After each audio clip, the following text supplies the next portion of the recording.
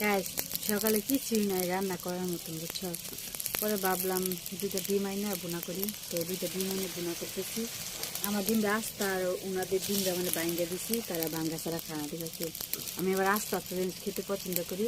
তা আমার একটা কথা কি জানো, দেখুন আমার চালটা কি ভাঙ্গা, চালটা ভেঙে গেছে গা। আচ্ছা মানুষের দোয়া এসে মানে ভেঙে পড়ে গেছে গা, মানুষের দোয়া ওটা খারাপ, কোন নজর করে আঙ্গুল লাগে বুঝছুন।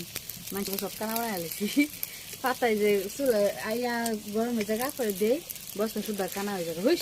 এই দুই আমার মুখামুখি দেখছেন কেরে, এই জন্য বাঙ্গা করছি, এই বাঙ্গা করছি, এই বাঙ্গা দেখতে আমি রান্দা বান্দা খাই। এরপরে কে ওরা কিছু করি না আমি।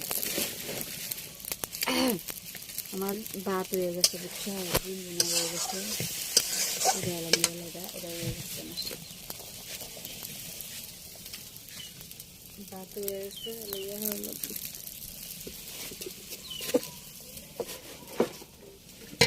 রে ভাই সাপ, ভাই সাপ কি গো আমি নিজে যাই না, ভাই সাপ কি আমি আমরা দিয়ে একটু পোকা করলাম ভাই সাপ।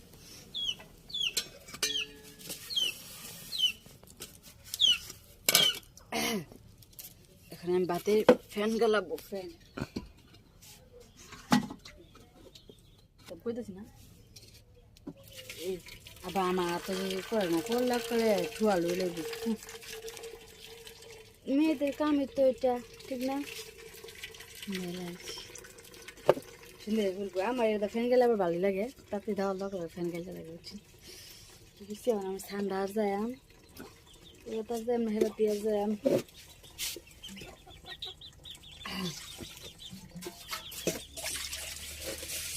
খোলান দিলে আমার তো একটা খাচ্ছারি খাওয়া দরকার ছিল বুঝছি, যে অফিস খেতে খাওয়া দরকার তারা ভালো মানছে না বেশি মুগামুগি করে কি সহজে করতে বাদ দিয়েছি মুগামুগি, এবার শান্তি নাই আমার মুগামুগি আরও আছে।